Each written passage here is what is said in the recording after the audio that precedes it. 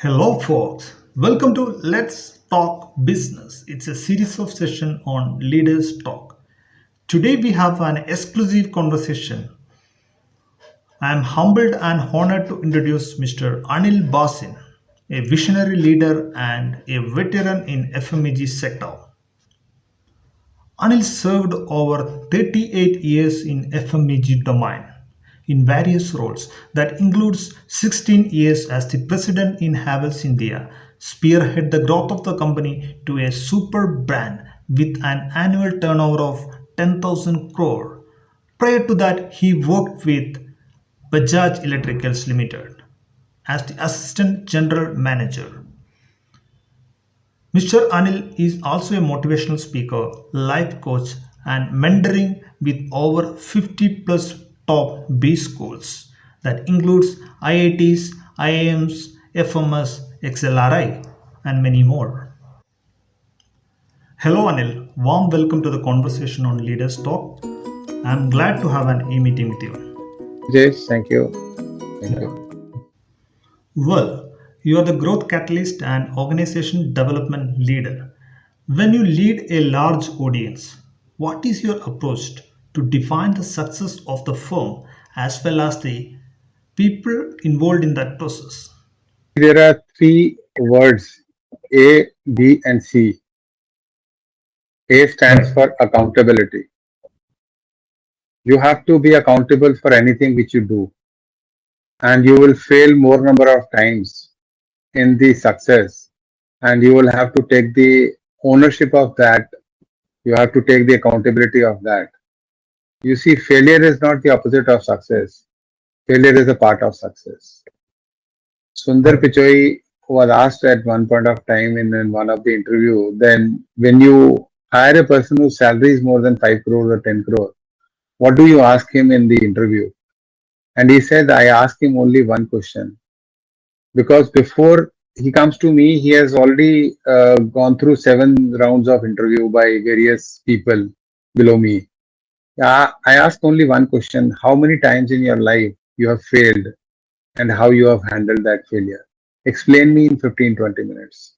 So one has to see to it that how a person is basically responsible when he fails rather than he reacts at that point of time. So I think accountability is very, very important at the senior level. The second thing is the balance.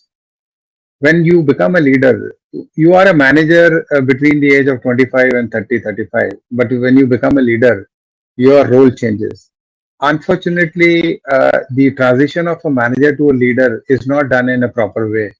And most of the leaders are managers. They don't know how to lead the team. So you have to have a balance between your I when I address to the young students of MBA, I tell them for chasing your academic and professional goals, never compromise on your health, family, and relationship. In life, there is not a rewind button that you can rewind and can gain your health and can gain your family and can be closer to your relationship. We have seen in this pandemic that how important health was there, how important family was there, how important relationship was there. If you have relationship over a phone call, you can get admission in a hospital. But no matter if you have lakhs and crores of rupee, you won't be able to get admission in the things. When you in the school, when you have a lemon and spoon race or a lemon and a marble race, a spoon and a marble race, the boy or the girl who wins the race is the person whose lemon or the marble is in the spoon. It is not the person who runs fast. So at times I think so for success and for kind of a career growth, we compromise on many things, which one should not do. As I've already said that your health, family, and relationships are very, very important. So you should have a balance between these two for your academic goal, professional goal, and your other things of health, family, and relationship. The other thing is C. C is for clarity. I have explained A. I have tried to explain in a very simple way ABC so that one can remember it. So A is for Right. accountability, B is for balance, and C is for clarity. See, today confusion is there. More today there is a new kind of designation in the companies called as Chief Clarity Officer. There are not CEO. There's nothing to execute. What is the role of an execution? Execution is done by the other people. So you have to have a clarity of the things and all. And in clarity, you should know what is your purpose of life rather than only chasing for money. Most of the people only run for money and they feel that happiness comes with money, which doesn't come. So, with clarity, I think you, if at all you are an average person, you should increase your capability. Today, businesses are not done with money, they are done with capabilities. If you are capable enough to run the business, you can grow to the business. But if you are not capable, you cannot run the business in the long run. And for that capability, you need to have skills. In the organization, there is never an income gap. There is always a skill gap. If you acquire the skills to achieve to the higher heights, you can get into it. And when I say skills, I can just tell you one skill which is very very important is the communication skills. You should know the art of storytelling. In communication, some people have the misconception that good English speaking is a good communication. Let me clarify you. English is a language, communication is a skill. You need to see that how you communicate in whichever language you want to communicate. So, in my view, I'll summarize this in three words: accountability, balance, and clarity of the purpose. You rightly said, everybody wants to succeed in life. I believe there are two essential keys to have a purpose in our life.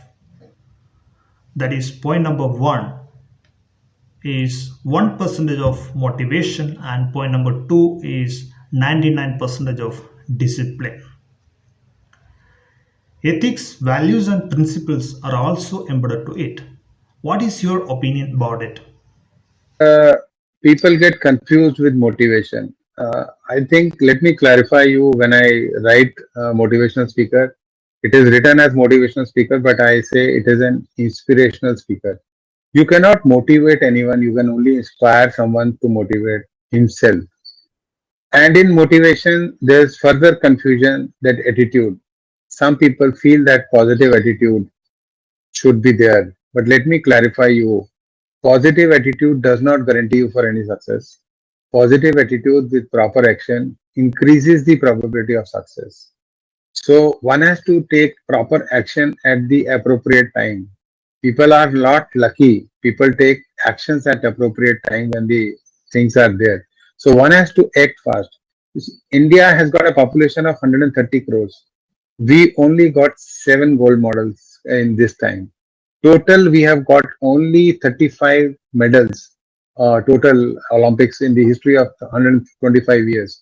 So we don't do the things in a proper way, and we blame our circumstances, we blame our luck, we blame our parents, we blame our upbringing, we blame our schooling, we blame our college. I think with the positive attitude, you should do it. Once this is the one part of the motivation, but the other thing is very important, as you have said, that the values, principle, ethics are there. See, Mother Teresa, Nelson Mandela, Mahatma Gandhi, Swami Vivekanand, Gautam Buddha, Guru Nanak Dev Ji, they all were known for their values and principles. In honesty, it is not some percentage of honesty. It is either 0% or 100%. Some people say honesty is the best policy. I say honesty is not the best policy. Honesty is the only policy. So when you grow in your life and you want to grow the business, you cannot run the business with dishonesty, with the without values, systems, and principle. So always see to it that when you want to grow the business, or you want to be in any field of your life, whether into business or into politics or any other thing, whether you are a doctor, advocate, lawyer, your values and principles are very very important. Without that, I don't think so. You can grow for a longer period of time. Appreciate your answer to this question. It was fantastic one. All right. We have a different type of viewers. We have youngsters, managers, entrepreneurs, small scale business people, right? What are the three critical parameters that you wish to advise to any businesses?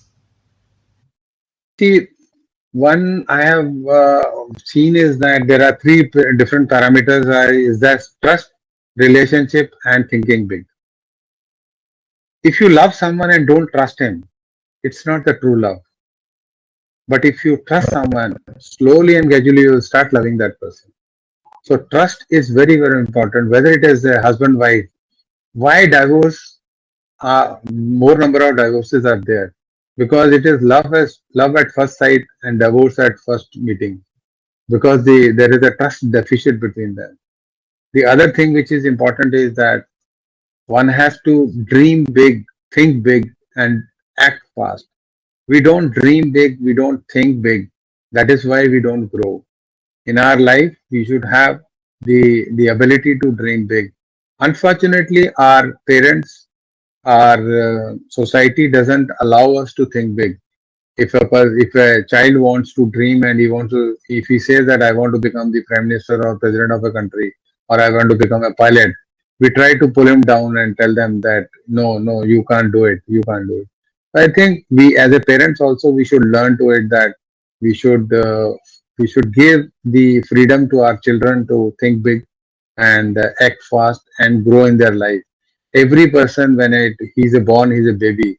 It all depends upon how much he is investing on his skills development. Then he becomes a leader or he becomes a successful. And the third thing is basically your relationship. You should not do a relationship with anyone for your own interest. That if you are looking for an relationship for gaining something, I think that is not the right thing. Relationships are for a longer period of time, and trust and relationships are basically interlinked. So if you dream big, if you think big, and you act fast, and if people trust you, you should not be the best or expert. You can't be best or expert in any field, but you should be trusted authority.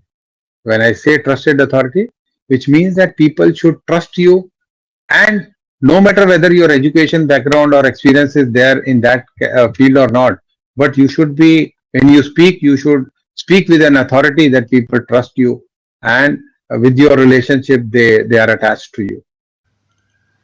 You traveled a lot and met with many of the leaders in the industry.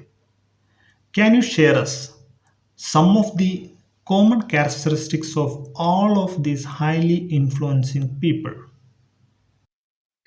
You see, there are seven traits of being a successful leader, no matter which field you are there. The first is passion for excellence. You should only strive for the excellent, not for the good. There's always strive for the best one, rather being an average person in your life. As I have said you in the earlier also, that the positive attitude is basically positive attitude does not guarantee you for success, but positive attitude with proper action increases the probability of success, and you should only strive for the excellence.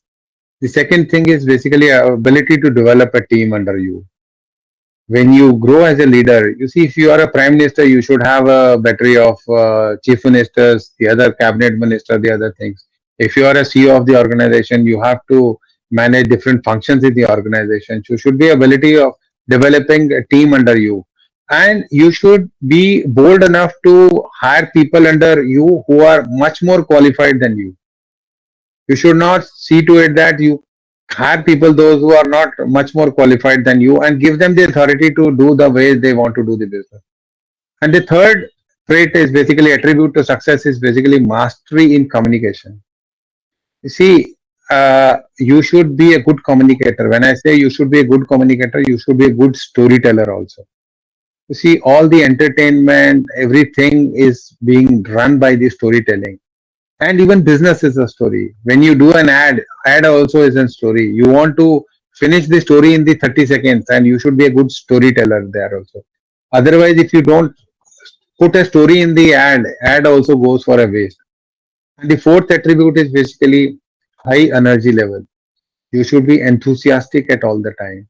You should have that extra energy to depict at any critical point of time or crisis point of time. You should not say, I'll give you an example. If you go to the house after the 10, 12 hours work, and if your wife says that she has to go for some urgent work, to a for shopping, and you say no, I'm tired. So I think you have lost the relationship between you and your wife, because your energy level is low, and she will always think that you have only energy when you are in the office, but you don't have energy when you are in house for me.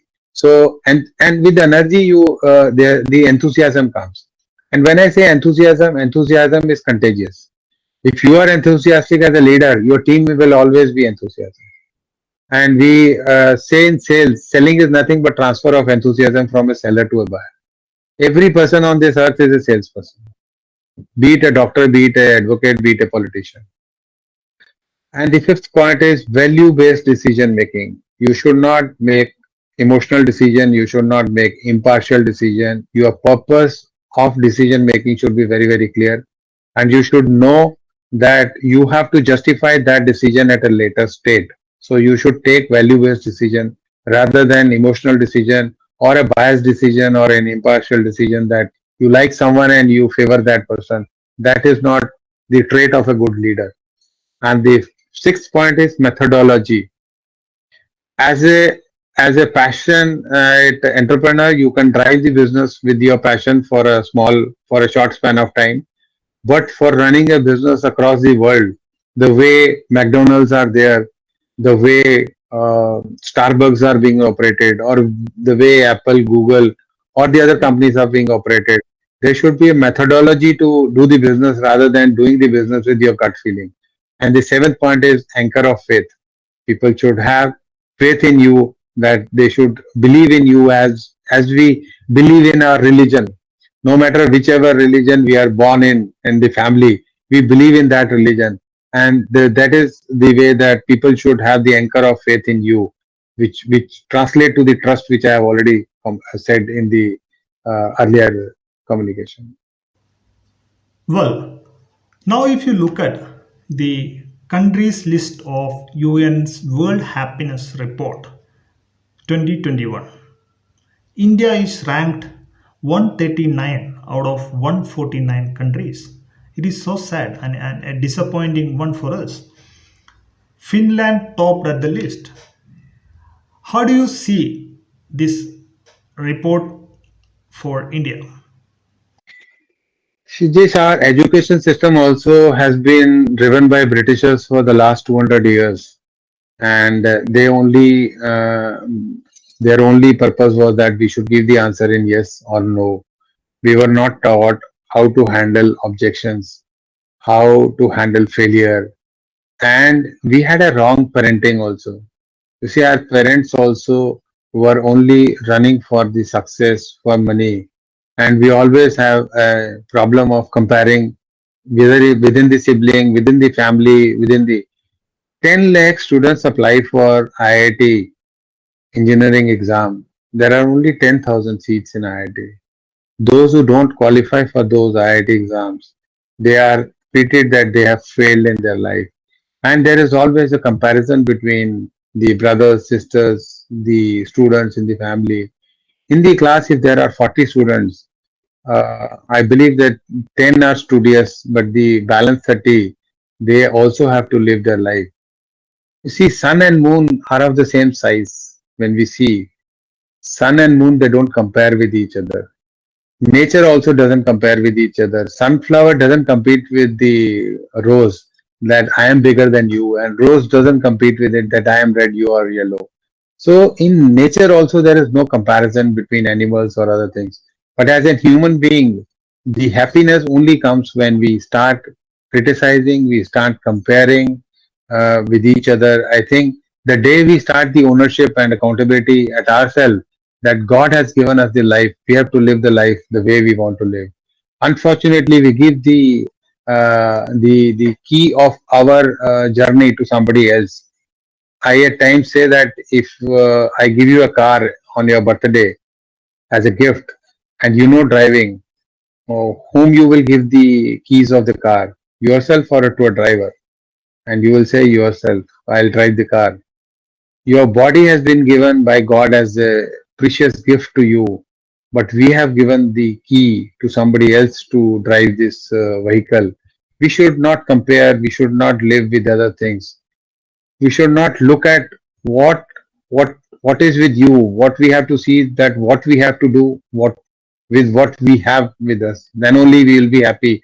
Otherwise we'll all be comparing, we'll all be blaming government, we'll all be blaming the private companies, that why two three companies are becoming big. You see, Dhirubhai Ambani had two sons. One is Anil Ambani, the other is the Mukesh Ambani. They had the similar kind of the money when they did the partition. But one son became successful, the other son doesn't become successful because he had the capability to grow the business. The other didn't have the capability to do the business. So there is no comparison between two people also. So we should not see that we are not lucky. We didn't have the right environment for the studies. Most of the people, those who have been successful, they have gone through the hardship. They didn't have the formal education with them, but still they were known in the world in the shortest possible of time. It's a well articulated and detailed answer to my question. It's a well informative one as well. I really enjoyed the conversation with Mr. Anil. I have one final question to you. Uh, what is your advice to youngsters or emerging leaders or the entrepreneurs? You see, there are few takeaways of the session. One which is very, very important is that you should be a lifelong student. Your earning is directly proportionate to your learning. The amount of learning which you put, your earning will be there. Unfortunately, after doing graduation and post graduation, uh, we don't invest on our learning. So we should spend at least 1 hour every day on our learning. If we can improve our skills, that is the right thing to do. The second thing is that we should have a passion for excellence. And Steve Jobs says, "Do what you like, but love what you do." First thing is that we should be very clear that what you want to do. Second thing is that once we know that what we can do, we should start loving that thing. And the third thing is that be yourself, don't imitate. Always have a self belief within you. You can't copy anyone. You can't. Original is original. A photocopy is photocopy. So you should be yourself. You see, Amitabh Bachchan is 6 feet. All other three Khans are 5 feet 5 inches. They can't increase their height by 5 or 6 inches, but they are running their things show with their itself. So you can't always feel that no. And I'll give you the other example. Amitabh Bachchan and Abhishek Bachchan. Amitabh Bachchan is still working at the age of 75 plus. Abhishek Bachchan doesn't have the right kind of the jobs what he want at this point of time. So I think you should be yourself. Don't try to imitate yourself. God has given you this body. You can't increase your height. You can't change the color of your skin. You can't change the features. So why to crib for the things? Always see to it that what you can do with that. Height doesn't matter. You see, in the intellectual world, the height is measured neck up, not neck down. What is there in your brain or in your mind matters most, rather than whether you are 6 feet tall or whether you are 5 feet tall. And the other thing is that when you grow, develop people around you, as I've already said, which is very, very important. You cannot run the business or the country or anything, or even in the cricket, or if there are 11 players, you have to work as a team, you have to develop a team under you. And the last thing is that you should have a value based decision making, that you should make impartial decision. Otherwise, you will not be able to justify things when the justification is needed. So that values, ethics, principle, character, these all are the very, very important ingredients of the life to live a very happy and successful life. That's a spectacular one. And now is the time to jump to a quote from Ratan Tata. He says, ups and downs in life are very important to keep us going because a straight line, even in an ECG, means we are not alive. With that note, I would like to full stop today's conversation. My sincere gratitude to Mr. Anil Basin for joining us today and for sharing your valuable life experiences and learnings with us. Thank you so much once again and have a nice day. Jayesh, thank you. Thank Yeah, you. comments.